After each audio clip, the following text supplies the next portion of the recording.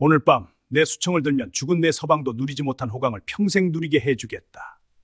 남편의 피가 채 마르지도 않은 젊은 과부의 방 사내의 끈적한 목소리가 마치 기름처럼 번져나갔습니다. 순간 여인의 눈에서 하염없이 흐르던 뜨거운 눈물이 자취를 감추었어요. 그 자리엔 얼음장보다 차가운 경멸이 서늘하게 들어찼지요. 그 더러운 주둥이를 닥치거라! 짐승도 니놈보다는 깨끗하겠다! 월양의 당돌한 일갈에 사또의 콧대는 제대로 꺾어지고 말았습니다. 그는 미처 몰랐던 겁니다. 제 앞에 선 가녀린 과부가 실은 자신의 목을 칠섯을 펄은 칼날을 품고 있었다는 것을 말이지요. 그날 밤 여인이 뱉어낸 것은 단순한 독설이 아니었어요. 그것은 거대한 탐관오리의 오만한 콧대를 꺾어버릴 통쾌한 반격의 시작을 알리는 신호탄이었습니다. 이야기 시작 전 구독 버튼을 누르시면 큰 복이 찾아온다고들 하죠. 좋아요는 여러분의 건강을 지켜줄 겁니다. 이미 누르셨다고요? 정말 감사합니다. 그럼 오늘의 사연 지금부터 시작합니다. 산자락 아래 자리한 작은 마을의 아침은 언제나 포근한 흙냄새와 함께 시작되었지요. 밤새 내린 이슬을 머금은 풀잎들이 햇살 아래 영롱하게 반짝였어요. 처마 밑에 둥지를 튼 제비들은 정겹게 지저귀며 평화로운 풍경을 만들어냈습니다. 그 중에서도 월양의 집 앞마당은 유난히 따스한 온기가 감도는 곳이었죠. 그녀는 갓 지은 밥과 정성껏 끓인 탕약을 소반에 받쳐들고 툇마루로 조심스럽게 나섰습니다. 그곳에는 쇠약해진 남편이 하얀 창호지 문에 등을 기댄 채 먼 곳을 물끄러미 바라보며 앉아 있었어요. 월양은 소리 없이 다가가 남편의 앙상한 어깨 위로 겉옷을 살며시 덮어주었습니다. 서방님, 아침 공기가 아직 찹니다. 탕약이 식기 전에 어서 드시고 기운을 차리셔야지요. 이러다 또 병이 깊어지면 어쩌려고 그러십니까? 걱정이 가득 담긴 월양의 목소리에 남편은 그저 넉넉한 미소를 지어 보였어요. 하지만 이내 참지 못한 마른 기침이 세차게 터져나와 그는 여인 가슴을 부여잡고 한참을 괴로워했지요. 그 모습을 지켜보는 월양의 얼굴에 짙은 그늘이 스쳐 지나갔습니다. 남편은 아내의 그런 마음을 읽기라도 한 듯 떨리는 손을 뻗어 월양의 손을 따뜻하게 잡아왔어요. 괜찮소, 괜찮아. 당신이 이렇게 곁에 있는데 내가 어디로 가겠소? 그보다 당신 얼굴이 반쪽이 된 것 같아 내 마음이 더 아프구려. 제 걱정은 마셔요. 저는 서방님만 어서 빨리 건강을 되찾으시면 더 바랄 것이 없습니다. 자, 이 약이라도 어서 드세요. 월양이 정성껏 달인 탕약을 건네자 남편은 못 이기는 척 그릇을 받아들였습니다. 쓰디 쓴 약을 단숨에 넘긴 그는 아내의 정성에 보답하려는 듯 애써 밝은 목소리를 냈지요. 허허, 역시 당신이 다려준 약이 천하제일의 명약이구려. 이 약을 먹고 나니 없던 힘도 솟아나는 것 같소? 부부의 시선은 나란히 집 앞에 너른 감자밭으로 향했습니다. 참으로 이상하고도 복된 땅이었어요. 남들은 밭을 갈고 거름을 부지런히 날라도 얻기 힘든 튼실한 작물이 월양의 밭에서는 그저 쑥쑥 자라났기 때문입니다. 특히 이곳에서 나는 감자는 흙만 툭툭 털어내고 쪄내도 꿀이라도 바른 듯 달고 포슬포슬한 맛이 일품이었죠. 그 맛이 어찌나 뛰어났던지 몇 해 전 우연히 마을을 지나던 암행어사의 눈에 띄게 되었습니다. 결국 임금의 수라상에 오르는 귀한 진상품으로 지정될 정도였어요. 남편이 금세 생기가 도는 얼굴로 감자밭을 보며 말했습니다. 보시오, 올해도 우리 감자는 참말로 실하구먼. 당신 말 맞다나 이 땅은 정말 복을 받은 게 틀림없어. 모두 당신의 고운 마음씨와 부지런한 손길 덕분이겠지. 무슨 말씀을요? 다 서방님께서 돌보신 덕분이지요. 어서 건강을 되찾으셔서 저와 함께 밭을 일구셔야지요. 이 감자가 우리에게 복을 가져다 준 것처럼 서방님의 건강도 되찾아 줄 겁니다. 월양의 말에 남편은 힘없이 웃으며 고개를 끄덕였습니다. 며칠 뒤 월양은 갓 수확한 감자 중 가장 실한 놈들로 한 바구니 가득 담아 이웃집으로 향했지요. 마당을 쓸던 이웃집 아낙이 월양을 보고는 활짝 웃으며 달려나왔어요. 아이고, 월양댁 아니시오. 매번 이렇게 귀한 걸 받기만 해서 일을 어쩐다지. 안 그래도 우리 집 막둥이가 월양댁 감자 타령을 해서 다른 집 감자는 쳐다보지도 않는다오. 별 말씀을요. 저희끼리 먹는 것보다 아이들이 맛있게 먹어주면 더 기쁜걸요. 여기 더 챙겨가세요. 올해도 풍년이라 넉넉하게 수확했으니 부담 갖지 마시고요. 월양은 푸근한 인심으로 감자를 넉넉히 더 얹어주었습니다. 안악은 연신 고맙다는 인사를 하며 월양의 손을 붙잡았지요. 이렇듯 월양 부부는 마을 사람들의 칭송과 부러움을 한 몸에 받는 사람들이었습니다. 하지만 그 평화로운 일상에 검고 끈적한 그림자가 드리우는 것은 정말 순식간이었죠. 그날 오후 마을 입구가 시끌벅적해지더니 요란한 행차 하나가 흙먼지를 일으키며 들어섰습니다. 번쩍이는 관복을 입은 아전들이 길을 트라며 고래고래 소리를 질렀어요. 그 뒤를 이어 화려하게 장식된 가마 하나가 위세를 떨치며 나타났습니다. 새로 부임한다는 사또의 행차였지요. 마을 사람들은 본능적으로 불안감을 느끼며 서둘러 길가에 엎드려 고개를 숙였습니다. 가마에 앉아 거들먹거리며 마을을 훑어보는 사내의 눈빛은 어딘지 모르게 탐욕스러운 기운으로 번들거렸죠. 기름진 얼굴에 잔뜩 살이 오른 몸, 그가 바로 조정원이었습니다. 조정원의 시선이 마을을 한 바퀴 빙 돌다가 유독 기름지고 윤기가 흐르는 월양의 감자밭에 그대로 꽂혔어요. 그의 눈썹이 꿈틀하더니 입가에 뱀처럼 교활하고 끈적한 미소가 번져나갔습니다. 조정원은 곁에 있던 아전에게 낮은 목소리로 물었지요. 저 밭은 니의 것이냐? 유독 기름져 보이는구나. 아, 저 밭은 감자를 진상하는 월양이라는 계집의 것입니다요. 땅이 좋기로 유명한 곳입니다. 아전의 대답을 들은 조정원은 아주 만족스러운 듯 고개를 끄덕였습니다. 그 모습은 마치 잘 차려진 밥상을 발견한 굶주린 일이 같았지요. 행차가 지나가고 먼지가 가라앉은 뒤에도 마을의 공기는 어쩐지 싸늘하게 식어 있었습니다.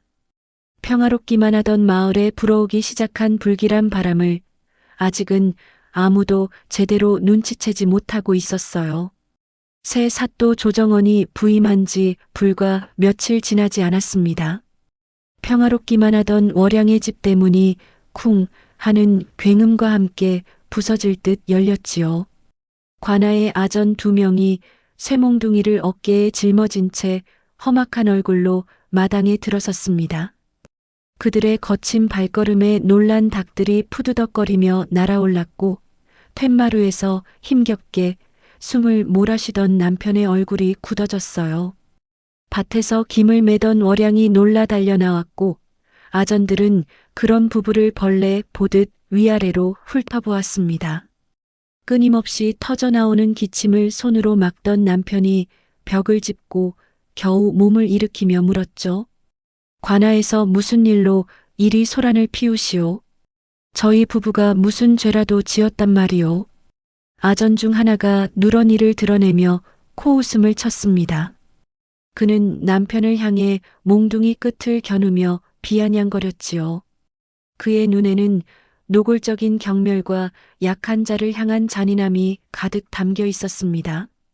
죄를 지었는지는 내 놈의 재산을 보면 알게 되겠지. 새로 부임하신 사또 나리께서 명하시었다. 나라에 바치는 진상품을 관리하는 법도가 엄격히 바뀌었으니 이제부터 이 밭에서 나는 수확물의 열에 9은 관아에 바쳐야 한다고 말이다. 그야말로 하늘이 무너지고 땅이 꺼지는 듯한 소리였습니다. 남편의 얼굴이 새하얗게 질리며 다급하게 되물었어요. 아니, 그게 대체 무슨 당치도 않은 말이오. 열의 9이라니. 그럼 우리는 무엇을 먹고 살며 또 어찌 진상품을 정성껏 관리한단 말이오. 당장 가서 그런 법은 없다고 여쭈어라. 이건 명백한 수탈이지 법도가 아니지 않소? 남편이 분노로 몸을 떨자 다른 아전이 성큼 다가와 그의 멱살을 거칠게 움켜쥐었습니다. 안 그래도 쇠약해진 몸은 가랑잎처럼 힘없이 끌려갔지요. 이놈이 미쳤나? 사또 나리의 명이 곧 법이거늘 어디서 감히 토를 달아. 죽고 싶어 환장했구나. 꼬박꼬박 바치기 싫으면 이 고을에서 당장 짐 싸서 떠나거라. 월양이 황급히 달려와 남편을 감싸 안으며 아전의 발치에 무릎을 꿇었습니다. 그녀의 눈에서는 굵은 눈물방울이 뚝뚝 떨어져 흙바닥을 적셨어요. 날이 제 서방이 몸이 아파 잠시 정신이 오락가락했나 봅니다. 부디 너그러이 용서하여 주십시오. 사또 나리의 뜻이 그러하시다면 저희가 마땅히 따라야지요. 따르고 말고요. 월양이 순순히 애원하며 나오자 아전들은 그제야 멱살을 놓고는 바닥에 침을 퇴뱉었습니다. 그리고는 떠나기 전 마지막 으름장을 놓는 것을 잊지 않았지요. 진작 그랬어야지. 가을에 수확할 때 다시 올 것이니 감자 한 톨이라도 빼돌릴 생각은 꿈도 꾸지 말거라. 알겠느냐? 아전들이 떠나간 뒤 남편은 분을 이기지 못하고 결국 가슴을 부여잡은 채 검붉은 피를 토하며 쓰러졌습니다. 그날 이후 부부의 삶은 순식간에 나락으로 떨어졌지요. 풍족했던 곳가는 며칠 만에 바닥을 드러냈습니다. 남편의 약값은커녕 당장 두 사람의 입에 풀칠하기도 힘들어졌어요. 그럼에도 남편은 쇠약한 몸을 이끌고 매일같이 밭으로 나갔습니다. 아내에게 모든 짐을 지울 수 없다는 생각에 해가 뜨기 전부터 해가 질 때까지 밭을 갈고 김을 맸지요. 월양은 그런 남편의 굽은 등과 위태로운 그림자를 보며 속으로 피눈물을 삼켜야 했습니다. 어느덧 시간이 흘러 타는 듯한 여름이 지나고 결실의 계절인 가을이 찾아왔어요. 하지만 그들의 기쁨은 잠시였습니다. 수확을 마치기가 무섭게 들이닥친 아전들은 창고에 쌓인 감자를 자루에 담아 가차없이 실어 날랐지요.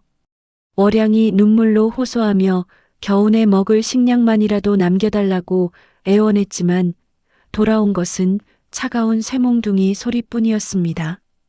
텅 비어버린 창고를 망연자실하게 바라보던 남편은 그 자리에서 다시는 일어나지 못했어요. 차가운 방 안 월양은 숨이 꺼져가는 남편의 손을 붙잡고 하염없이 눈물만 흘렸습니다. 남편은 마지막 남은 힘을 쥐어짜 아내의 눈물을 닦아주며 뺨을 어루만졌지요. 부인 미안하오. 이 못난 사내를 만나 이리 고생만 시키는구려. 부디 그 사또 놈을 조심하시오. 그놈은 사람이 아니라 굶주린 늑대요. 내가 당신을 이 늑대 소굴에 홀로 두고 어찌 눈을 감을지. 그 말을 끝으로 남편은 아내의 이름을 부르며 길고 긴 숨을 내쉬었습니다. 남편을 떠나보내고 며칠이 지났을까요? 깊은 밤 만신창이가 된 월양의 집에 또다시 불청객이 찾아왔습니다. 지난번과는 달리 아전 하나가 조용히 살인문을 열고 들어왔지요. 어둠 속에서 퀭한 눈으로 멍하니 앉아있던 월양에게 그가 다가와 낮은 목소리로 속삭였습니다. 사또 나리께서 너를 찾으신다. 밤이 깊었으니 조용히 따라오너라. 월양의 심장이 쿵 하고 차갑게 내려앉았습니다. 거부할 힘도 이유도 없었지요. 그저 묵묵히 몸을 일으켜 아전의 뒤를 따랐습니다. 관아의 깊숙한 곳, 사또의 처소에서는 흥겨운 노랫소리 대신 술 향기만 가득했어요. 기름진 안주를 앞에 두고 혼자 술을 마시던 조정원은 월양이 방에 들어서는 것을 보고는 음흉한 미소를 지었습니다. 그는 월양을 머리부터 발끝까지 훑어보더니 술잔을 내려놓고 입을 열었지요. 그 목소리는 끈적한 기름처럼 느껴져 월양의 온몸에 소름이 돋게 만들었습니다. 내 신세가 참으로 안타깝게 되었더구나. 하지만 하늘이 무너져도 솟아날 구멍은 있는 법이다. 오늘 밤 내 수청을 들면 죽은 내 서방도 누리지 못한 호강을 평생 누리게 해주겠다. 땅은 물론이고 비단옷에 값비싼 놀이개까지 네가 원하는 것은 무엇이든 안겨주마. 기름진 술과 음식 냄새가 역하게 뒤섞여 월양의 속을 뒤집어 놓을 것만 같았어요. 조정원이 내뱉은 말들은 독사처럼 월양의 온몸을 휘감는 듯 했지요. 사내의 끈적한 시선이 옷고름이라도 풀어 헤칠 듯 집요하게 그녀의 몸을 더듬었습니다. 잠깐 월양의 눈앞이 캄캄해지고 온몸의 피가 차갑게 식는 것만 같았어요. 하지만 그 공포는 아주 짧은 순간이었습니다. 이내 월양의 등줄기를 타고 뜨거운 무언가가 솟구쳐 올랐지요. 그것은 슬픔도 두려움도 아니었습니다. 차가운 분노, 칼날처럼 날카롭고 시퍼런 분노였어요. 죽어가던 남편의 마지막 목소리가 귓가에 생생하게 울리는 듯 했습니다. 그놈은 사람이 아니라 굶주린 늑대요. 월양은 천천히 고개를 들었습니다. 그녀의 눈빛은 더 이상 슬픔에 잠긴 가련한 과부의 것이 아니었죠. 탐욕에 물든 짐승을 내려다보는 서리빨 같은 눈빛이었습니다. 월양의 입술 사이로 얼음장 같은 목소리가 흘러나왔어요. 더러운 주둥이를 닥치거라. 순간 방 안의 공기가 꽁꽁 얼어붙었습니다. 조정원은 자신의 귀를 의심했지요. 감히 일개 과부 따위가 자신에게 그런 말을 내뱉었다는 것을 믿을 수가 없었습니다. 그가 무어라 말을 하기도 전에 월양이 한 걸음 앞으로 다가서며 말을 이었어요. 그 목소리에는 한치의 떨림도 없었습니다. 사람의 탈을 쓴 짐승이 감히 내게 호강을 논하는 것이냐? 내 놈의 탐욕이 내 서방을 죽음으로 내몰고 내 삶을 송두리째 무너뜨렸다. 그런데 이제는 죽은 서방의 아내마저 더럽히려 들어? 차라리 내 온몸의 가죽을 벗겨 저작거리에 내걸지언정 내 놈 같은 짐승의 구역질 나는 제안을 받아들일 것 같으냐? 조정원의 기름진 얼굴이 시뻘겋게 달아오르기 시작했습니다.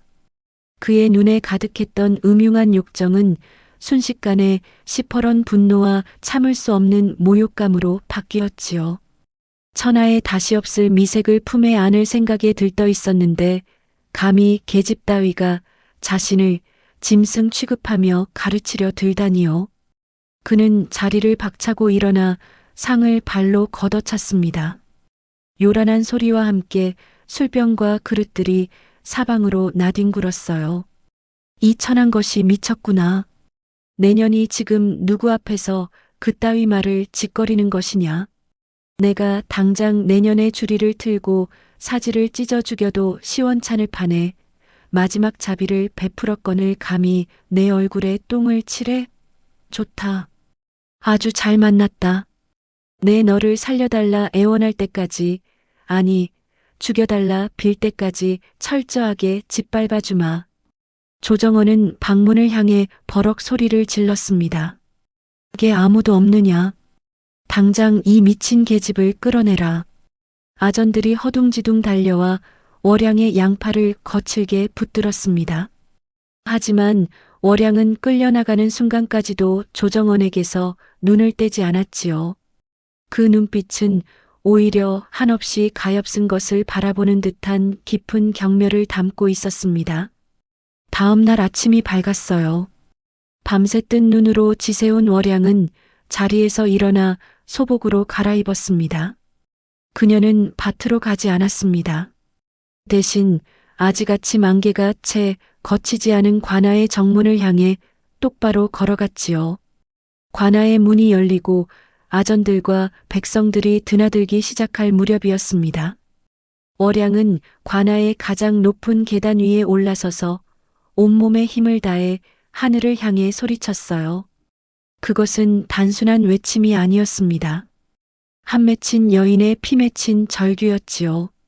여러분, 이 고을 백성들은 모두 들으시오.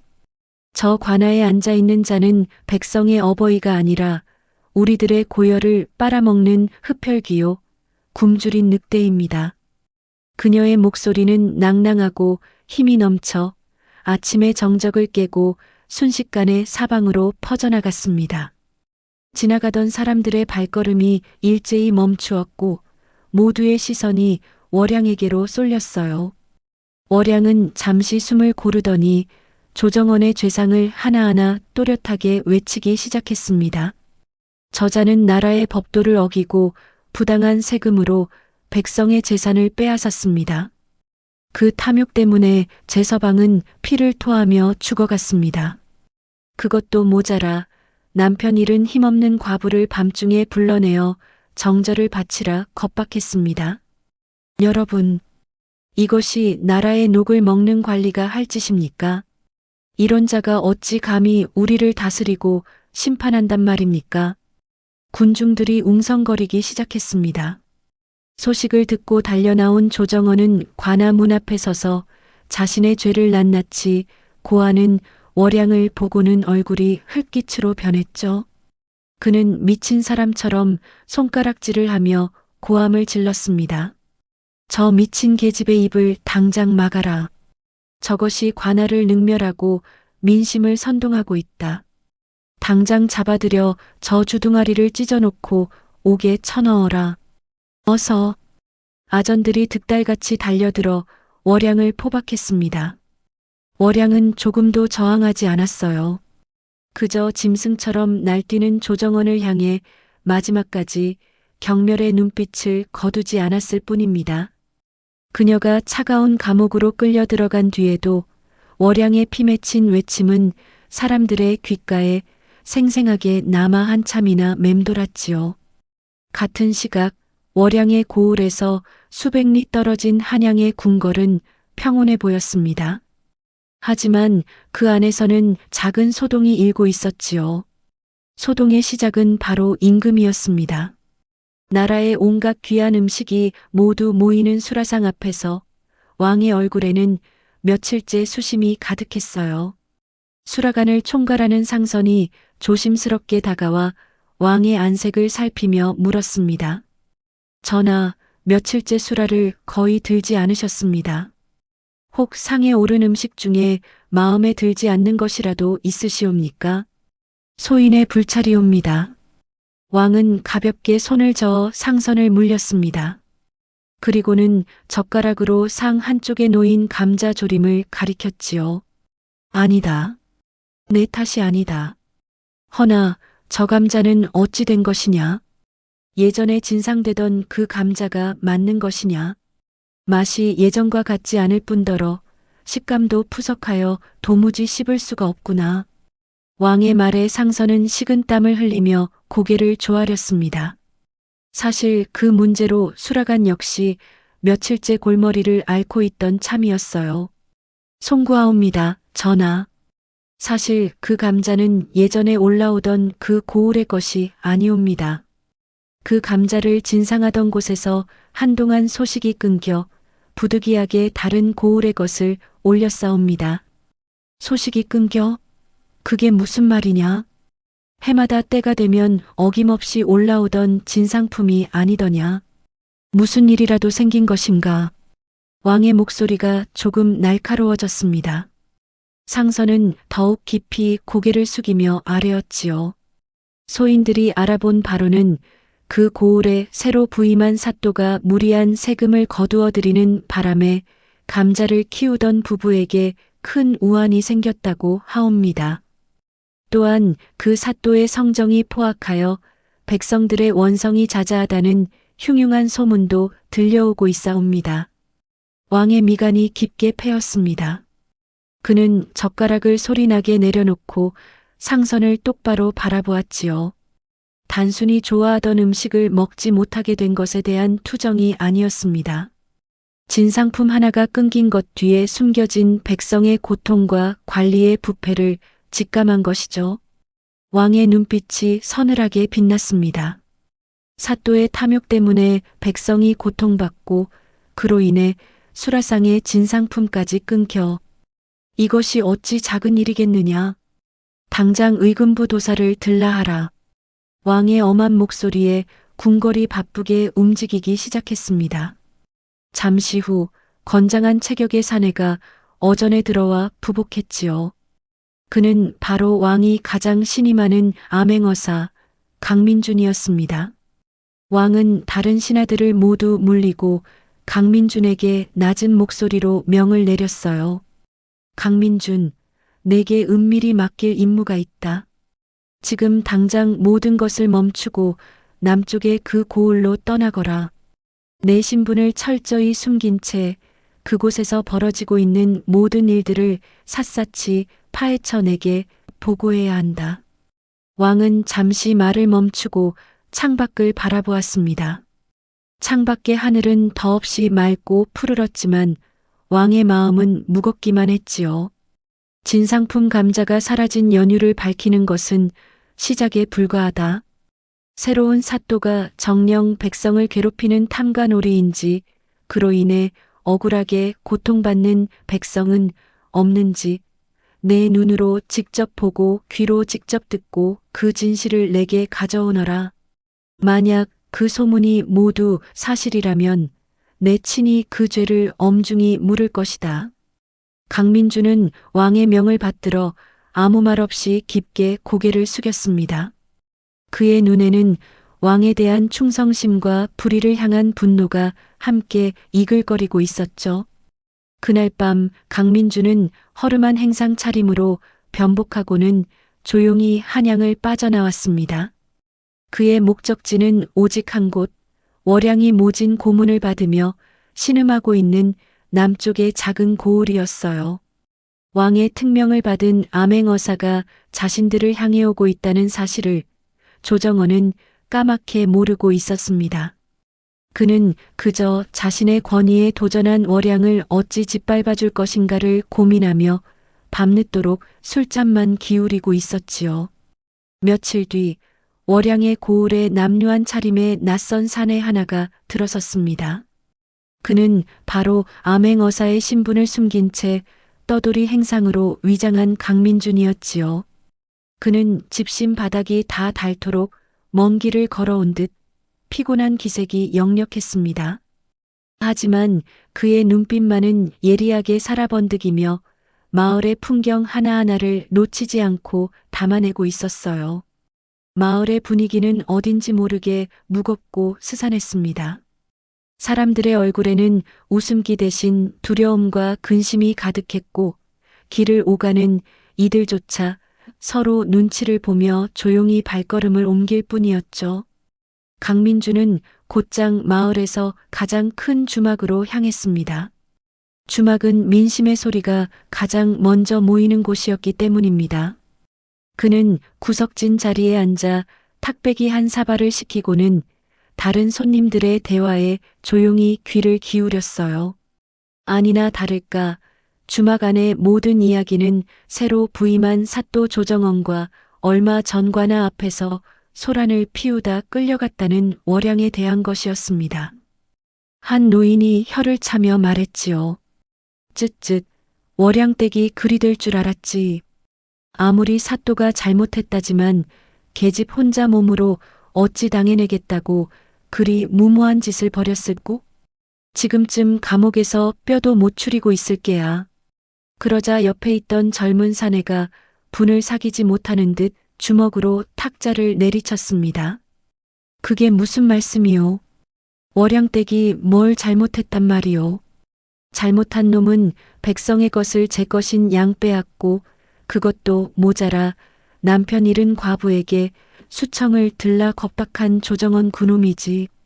월양댁은 우리 모두가 하고 싶었지만 무서워서 하지 못했던 말을 대신해 준 것뿐이요. 그의 말에 다른 사람들도 저마다 한마디씩 거들기 시작했습니다. 맞는 말이야. 조정원 그놈이 사또로 부임한 뒤로 우리 중에 세금 한 번 안 뜯긴 사람이 어디 있나? 우리 집도 작년에 거둔 쌀 반절을 뺏겼다네. 덕분에 온 식구가 겨울 내내 멀건 죽만 마시고 버텼지. 월양댁 남편도 결국 그 사또 놈 등살에 못 이겨 죽은 거나 마찬가지 아니던가. 참으로 착하고 어진 사람이었는데. 강민주는 묵묵히 술잔을 비우며 그들의 이야기를 들었습니다. 소문은 모두 사실이었지요. 아니, 사실보다 더하면 더했지 덜하지 않았습니다. 그는 주모에게 다가가 월양에 대해 좀 더 자세히 물었어요. 주모는 처음에는 경계하는 눈빛으로 강민준을 훑어보았지만 그가 진심으로 월양을 걱정하는 듯 보이자 조심스럽게 입을 열었습니다. 그 딱 한 사람은 지금 관아 감옥에 갇혀 있다오. 듣자 하니 모진 고문을 당해 거의 죽어가고 있다는구먼. 사또 놈이 아주 본보기를 보이려고 단단히 벼르고 있는 모양이야. 주모의 눈시울이 붉어졌습니다. 강민준의 두 주먹이 자신도 모르게 꽉 쥐어졌지요. 그는 주막을 나와 곧장 관아 주변을 맴돌기 시작했습니다. 담벼락 너머로 간간히 들려오는 비명소리는 그의 심장을 칼로 저미는 듯 했어요. 밤이 깊어지자 그는 관아의 담을 훌쩍 뛰어넘었습니다. 한밤의 관아는 쥐 죽은 듯 고요했지만 가장 깊숙한 곳에 있는 옥사에서는 희미한 신음소리가 새어나오고 있었지요. 강민주는 어둠을 틈타 옥사 근처로 다가갔습니다. 창살 틈으로 들여다본 감옥 안의 모습은 참혹하기 그지없었어요. 어둠 속에서도 월양의 모습은 한눈에 들어왔습니다. 온몸이 피와 상처로 만신창이가 된 그녀는 마치 생명의 불꽃이 다 꺼져가는 촛불처럼 위태롭게 숨을 몰아쉬고 있었지요. 하지만 그런 와중에도 그녀의 눈빛만은 아직 죽지 않았습니다. 깊은 절망 속에서도 결코 꺾이지 않는 의지가 담겨 있었어요. 강민주는 차마 그 모습을 더 지켜볼 수가 없었습니다. 더 이상 지체할 시간이 없었죠. 조정원의 죄악은 이미 하늘에 닿았고 월양의 목숨은 경각에 달려 있었습니다. 그는 조용히 어둠 속으로 몸을 감추었습니다. 이제 심판의 칼을 뽑아들 시간이었습니다. 조정원은 며칠째 이어지는 끔찍한 고문에도 월양이 끝내 신음 한번 제대로 내지르지 않자 점점 이성을 잃고 초조해지기 시작했습니다. 그는 비단옷을 차려입고 기름진 음식을 즐기는 와중에도 어둡고 축축한 감옥 안에서 자신을 쏘아보던 월양의 꺾이지 않는 눈빛을 잊을 수가 없었지요. 그 눈빛은 그의 오만함과 자존심을 매일같이 갈갈이 찢어놓는 가시와도 같았습니다. 이대로 두었다가는 자신의 권위가 바닥에 떨어지는 것은 물론 흉흉한 소문이 날개를 달고 걷잡을 수 없는 지경에 이를 것이 분명했어요. 조정원은 마침내 결심을 굳혔습니다. 그는 밤늦게 술상을 물리며 서슬 퍼런 목소리로 아전들에게 명을 내렸지요. 내일 당장 저 미친 계집의 목을 저작거리에서 베어라. 관아를 능멸하고 민심을 선동한 죄가 얼마나 무서운 것인지 모든 백성들이 두 눈으로 똑똑히 보게 만들어야 한다. 감히 내게 거역하는 자의 말로가 어찌 되는지 뼈저리게 느끼게 해줄 것이다.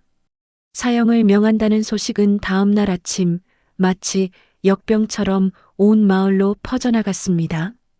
백성들은 사또의 잔인함에 치를 떨면서도 감히 누구 하나 나서서 반대하지 못했지요. 그저 문을 걸어 잠근 채 월양의 기구한 운명을 안타까워하며 발만 동동 구를 뿐이었습니다. 사형 집행일이 되었습니다. 하늘은 마치 월양의 운명을 슬퍼하듯 잔뜩 찌푸린 채 금방이라도 차가운 비를 쏟아낼 듯 했지요. 저작거리 한복판에는 급하게 만들어진 형장이 세워졌고 아전들은 구경 나온 백성들을 몽둥이로 위협하며 길을 터놓았습니다. 잠시 후 관아의 문이 열리고 만신창이가 된 월양이 형장으로 끌려 나왔어요. 그녀는 더 이상 자신의 두 발로 서 있기조차 힘겨운 듯 아전들에게 짐짝처럼 질질 끌려오다시피 했지요. 머리는 산발이 되었고 한때 고왔던 얼굴과 온몸은 붉고 검은 피와 멍으로 성한 곳 하나 없었습니다. 하지만 그런 와중에도 그녀는 결코 고개를 숙이지 않았습니다. 죽음의 문턱에서조차 그녀의 등은 꼿꼿했고 흐릿한 시선은 형장 단상 위에 앉아 자신을 내려다보는 조정원을 향해 있었죠. 그 눈빛에는 두려움이나 원망 대신 오직 서늘한 경멸과 연민만이 가득했습니다. 조정원은 월양의 그 눈빛에 자신도 모르게 온몸에 소름이 돋는 것을 느꼈습니다. 그는 애써 불쾌감을 감추며 위험 있는 목소리를 꾸며내어 월양의 죄를 큰 소리로 낭독하기 시작했지요. 죄인 월양은 사사로운 원한에 눈이 멀어 관아를 능멸하고 백성을 선동하여 고을의 질서를 어지럽혔으니 그 죄가 참으로 무겁고 추악하다. 이에 국법에 따라 참수형에 처하여 그 죄를 엄히 묻고 다시는 이와 같은 불경한 자가 나오지 않도록 경고하는 바이다. 낭독이 끝나자 건장한 체구의 망나니가 커다란 칼을 어깨에 메고 월양의 뒤로 다가섰습니다. 그는 입에 머금고 있던 술을 칼날에 푸 하고 세차게 뿜어냈지요. 시퍼렇게 날이 선 넓은 칼날이 흐린 하늘 아래서 섬뜩한 빛을 발했습니다. 월양은 조용히 눈을 감았습니다. 짧았던 남편과의 행복했던 시절이 주마등처럼 스쳐 지나갔어요. 이제 곧 그토록 그리워하던 남편의 곁으로 갈 수 있다는 생각에 오히려 마음이 편안해지는 듯 했습니다. 망나니가 칼을 머리 위로 번쩍 쳐들었지요. 그 모습을 지켜보던 백성들 사이에서 나지막한 탄식이 터져나왔고 몇몇 안악들은 차마 보지 못하고 고개를 돌렸습니다. 바로 그때였습니다. 모두의 숨이 멎고 시간이 멈춘 듯한 바로 그 순간 저 멀리서 장내를 뒤흔드는 우렁찬 외침이 터져나왔어요. 잠깐, 형 집행을 멈추어라. 그 소리는 마치 마른 하늘에 떨어진 날벼락과도 같았습니다. 망나니의 동작이 허공에서 우뚝 멈추었고 조정원의 얼굴은 경악으로 물들었죠. 모두의 시선이 소리가 들려온 곳으로 일제히 향했습니다. 웅성거리는 인파를 헤치고 한 사내가 성큼성큼 걸어 나오고 있었어요. 허름한 행상 차림이었지만 그의 기세는 조금도 위축됨이 없이 당당하고 위엄이 넘쳤지요. 그는 바로 암행어사 강민준이었습니다. 그가 품속에서 말을 새긴 패를 꺼내 높이 쳐들며 다시 한번 천지를 진동시키는 목소리로 외쳤습니다. 암행어사 출두요. 암행어사 출두요. 그 외침이 울려 퍼지는 순간 저작거리를 가득 메웠던 모든 소음이 거짓말처럼 멎었습니다. 백성들의 웅성거림도 아전들의 호령소리도 심지어는 바람소리마저도 그 위세에 눌려 숨을 죽인 듯 했지요. 사람들은 숨을 죽인 채 꿈을 꾸고 있는 것은 아닌지 자신의 눈을 의심했습니다. 형장 단상 위에서 거만하게 앉아있던 조정원의 얼굴은 하얗게 질리다 못해 푸르게 변해갔어요. 그는 벌벌 떨리는 손으로 강민준을 가리키며 거의 비명에 가까운 목소리로 소리쳤습니다. 네 이놈. 내 놈이 어찌 네가 어찌 감히 암행어사를 사칭하느냐. 저놈은 내가 며칠 전에 주막에서 본 떠돌이 행상이다. 여봐라, 걔 아무도 없느냐. 당장 저 미친놈을 끌어내지 않고 무엇하느냐. 조정원의 불호령에도 아전들은 쉽사리 움직이지 못했습니다. 강민준의 손에 들린 마패가 흐린 날씨 속에서도 선명하게 빛나며 누구도 부정할 수 없는 왕의 권위를 드러내고 있었기 때문이지요. 한 아전이 다른 아전의 소매를 잡아 끌며 겁에 질린 목소리로 속삭였습니다. 여보게, 저것은 진짜 마패가 아닌가. 어찌해야 하나. 그렇지만 사또 나리의 명이. 그들의 망설임을 꿰뚫어 보기라도 한 듯 강민준이 형장 위로 성큼성큼 올라서며 나직이 말했어요. 감히 어명을 거역하려는 자가 누구냐. 이 마패가 곧 전하이시다. 지금부터 나를 막아서는 자는 역도로 간주하여 그 자리에서 목을 칠 것이다. 그 서슬 퍼런 기세에 아전들은 혼비백산하여 길을 터주었습니다. 강민준은 얼어붙은 조정원의 앞에 서서 서리발처럼 차가운 목소리로 말했지요. 사또 조정원, 너는 이제부터 죄인의 신분으로 내 신문을 받게 될 것이다. 내가 묻는 말에 한치의 거짓도 없이 답해야 할 것이다. 강민준은 망나니의 손에서 칼을 빼앗아 월양을 묶고 있던 밧줄을 단칼에 끊어버렸습니다. 밧줄이 끊어지자 마지막 남은 기력마저 다한 월양의 몸이 힘없이 앞으로 고꾸라졌어요. 강민준은 재빨리 그녀를 부축하여 일으켜 세웠지요. 미안하구나. 내가 조금만 더 서둘렀더라면 이리 고초를 겪지는 않았을 터인데. 허나 이제 모든 것이 끝났다. 네가 겪은 모든 억울함을 내가 이 자리에서 모두 풀어줄 것이다. 그리고 그는 고개를 돌려 여전히 현실을 부정하는 듯 넋이 나간 조정원을 향해 물었습니다. 죄인 조정원에게 묻겠다.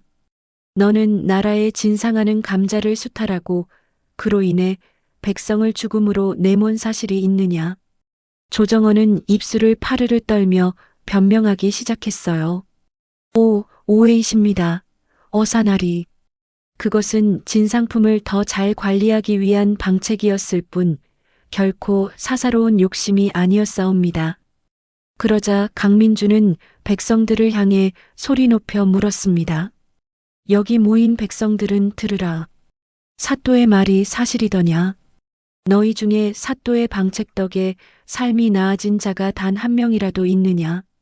그 말이 끝나자마자 백성들 사이에서 억눌렸던 울분이 폭포수처럼 터져나왔습니다. 거짓말입니다, 나리. 저놈은 우리 식구의 마지막 양식까지 빼앗아간 흡혈귀입니다. 내 남편이 저놈의 등살에 굶어 죽었습니다. 제발 원수를 갚아주십시오. 강민준은 백성들의 외침을 뒤로하고 다시 조정원에게 물었습니다. 이 소리가 들리느냐? 그럼 다시 묻겠다. 너는 남편 잃은 힘없는 과부를 밤중에 불러내어 정절을 바치라 겁박한 사실이 있느냐? 아닙니다. 결코 그런 사실이 없사옵니다. 저 미친 계집이 저를 모함하는 것입니다.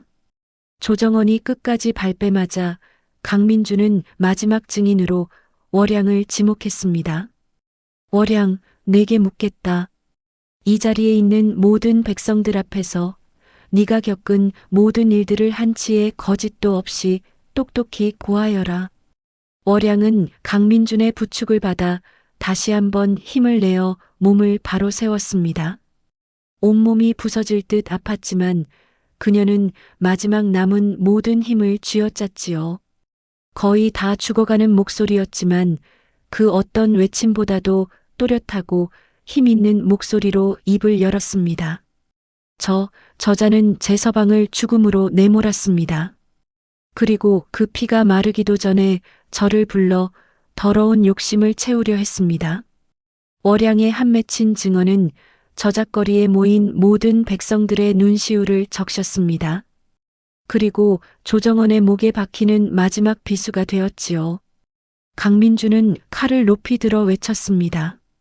죄인 조정원과 그 수하들을 당장 포박하라.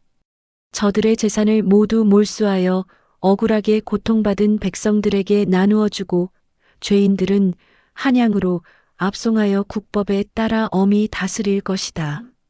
그의 명이 떨어지자마자 인파 속에 숨어있던 어사휘하의 군사들이 순식간에 나타나 조정원과 아전들을 포박했습니다. 방금 전까지만 해도 천하를 다 가진 듯 기세등등하던 조정원은 이제 짐승처럼 울부짖으며 발버둥 칠 뿐이었어요. 나리, 어사나리. 제가 죽을 죄를 지었습니다. 제발 목숨만은 살려주십시오. 그 처절한 모습을 지켜보던 백성들 사이에서 마침내 억눌렸던 환호성이 하늘을 찌를 듯 터져 나왔습니다. 모든 폭풍이 지나간 뒤 고을에는 거짓말처럼 평화가 찾아왔습니다. 조정원이 남긴 상처는 깊었지만 사람들의 얼굴에는 오랜만에 안도의 미소와 희망이 피어났지요. 월양은 강민준의 보살핌 아래 따뜻한 방에서 며칠을 꼬박 앓고 나서야 겨우 정신을 차릴 수 있었습니다. 그녀가 눈을 떴을 때 가장 먼저 보인 것은 자신의 손을 꼭 잡고 뜬 눈으로 밤을 새운 강민준의 지친 얼굴이었어요. 월양이 미약하게 입술을 움직였습니다. 나리. 강민준은 월양이 깨어난 것을 보고는 그제야 안심한 듯 따뜻한 미소를 지어 보였지요. 이제야 정신이 드는구나. 정말 다행이다. 정말이야. 월양은 몸을 일으키려 했지만 온몸이 부서질 듯 쑤셔와 다시 자리에 누울 수밖에 없었습니다. 그녀의 눈에서 굵은 눈물방울이 흘러내렸어요. 그것은 슬픔의 눈물이 아니었습니다. 자신을 위해 목숨을 걸어준 사내에 대한 고마움과 마침내 모든 것이 제자리로 돌아왔다는 안도감이 뒤섞인 눈물이었지요. 어찌 감사를 드려야 할지 모르겠습니다. 나리께서 아니었다면 저는 이미 이 세상 사람이 아니었을 겁니다. 이 은혜를 어찌 다 갚아야 할지. 강민주는 그런 월양의 손을 더욱 굳게 잡으며 말했습니다. 그런 말은 말거라. 은혜를 갚아야 할 사람은 오히려 나다. 너의 꺾이지 않는 용기가 아니었다면 나 역시 저 탐관오리의 죄를 밝혀내지 못했을 것이다. 그러니 부디 푹 쉬면서 몸부터 추스르거라. 그것이 네가 내게 해줄 수 있는 가장 큰 보답이다. 며칠 뒤 한양으로 떠날 채비를 마친 강민준이 월양을 찾아왔습니다. 그는 이제 허름한 행상이 아닌 위엄 있는 관복을 차려입고 있었지요. 훨씬 기력이 좋아진 월양이 툇마루에 앉아 그를 맞았습니다. 강민주는 월양의 앞에 서서 잠시 머뭇거리다가 어렵게 입을 열었어요. 나는 이제 한양으로 돌아가 전하께 모든 사실을 고해야 한다. 부디 이곳에서 몸조리 잘하고 있거라. 내 땅은 이제 누구도 함부로 넘보지 못할 것이다. 월양은 조용히 고개를 끄덕였습니다. 두 사람 사이에는 잠시 어색한 침묵이 흘렀지요. 떠나려는 강민준을 향해 월양이 물었습니다. 날이 또 다시 뵐 수 있는 날이 있겠습니까? 강민준은 뒤를 돌아보며 월양을 향해 부드럽게 미소 지었습니다. 물론이다. 반드시 다시 찾아오마. 그러니 그때까지 부디 강건하게 지내야 한다. 그 말을 남기고 강민준은 길을 떠났습니다. 월양은 그의 모습이 점이 되어 사라질 때까지 한참이나 그 자리에 서 있었지요. 몇 달의 시간이 흐르고 월양의 몸은 완전히 회복되었습니다. 그녀의 밭에서는 다시 예전처럼 탐스럽고 실한 감자들이 주렁주렁 열리기 시작했어요. 모든 사건이 해결된 후 왕은 월양의 용기와 지혜를 크게 칭찬하는 교지를 내리고 큰 상과 함께 그녀의 땅을 영구히 지켜주겠다는 약조를 했습니다. 가을이 깊어갈 무렵 월양은 그의 가장 탐스럽게 여문 척 감자를 수확하여 직접 한양으로 향했습니다. 까다로운 절차를 거쳐 마침내 왕의 앞에 서게 된 월양은 정성껏 보자기에 싼 감자를 올리며 깊이 고개를 숙였지요. 천안 백성 월양, 전하의 성은에 감읍하여 첫 수확한 감자를 바치러 왔나이다. 부디 거두어 주시옵소서. 왕은 월양을 직접 일으켜 세우고는 인자한 미소로 말했습니다. 네가 바로 그 용감한 월양이더냐. 과인이 너의 이야기를 모두 전해 들었다. 너의 용기가 썩어 빠진 관리를 몰아내고 한 고을의 백성을 구한 것이다. 이 감자는 과인이 먹어본 그 어떤 진수성찬보다도 값지고 귀한 음식이 될 것이다. 왕은 그 자리에서 찐 감자를 한 입 베어 물고는 감탄을 금치 못했지요. 과연 천하의 미로구나. 이 맛을 다시 보게 되니 참으로 기쁘다. 내게 더 큰 상을 내리고 싶구나. 원하는 것이 있다면 무엇이든 말해보거라. 월양은 잠시 생각에 잠기더니 이내 단호한 목소리로 아뢰었습니다. 전하, 소인에게는 더 이상의 상은 가당치 않사옵니다. 다만 바라옵건대 앞으로 소인과 같이 억울한 일을 당하는 백성이 없도록 나라를 잘 다스려 주시옵소서. 그것이 소인에게는 가장 큰 상이옵니다.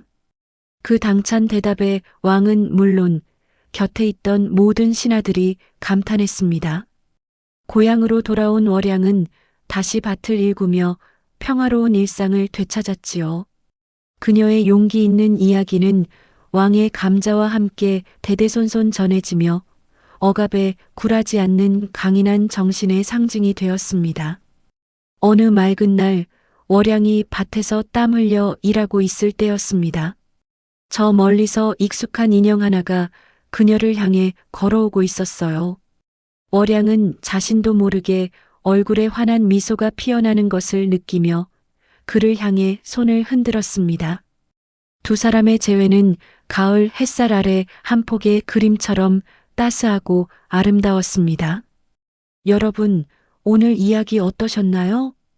힘없는 과부 월양의 작은 외침이 굶주린 늑대 같던 탐관오리의 콧대를 꺾었습니다. 결국에는 왕의 마음까지 움직였지요. 어쩌면 정의란 이처럼 거창한 것이 아니라 내 몫의 감자 하나를 지키려는 작은 용기에서 시작되는 것인지도 모르겠습니다. 비록 시대는 달라도 불의에 맞서는 꺾이지 않는 마음의 가치는 오늘 우리에게도 깊은 울림을 줍니다. 오늘 이야기가 가슴에 깊은 울림을 주었다면 잊지 마시고 구독과 좋아요 꼭 눌러주십시오. 여러분의 작은 정성이 모여 더 재미나고 깊이 있는 이야기들이 세상을 향해 뻗어나갈 수 있어요. 끝까지 함께 해주신 분들께 진심으로 감사드리며 여러분의 따뜻한 생각이나 소감을 댓글 한 줄 남겨주시면 제게 큰 힘이 됩니다. 감사합니다. 오늘도 우리네 삶에 신비로운 복이 넝쿨째 굴러들어오길 바라요. 다음에도 구수하고 깊은 이야기 보따리 들고 찾아오겠습니다. 자, 여러분의 안방에도 일터에도 마음에도 복 나와라 뚝딱.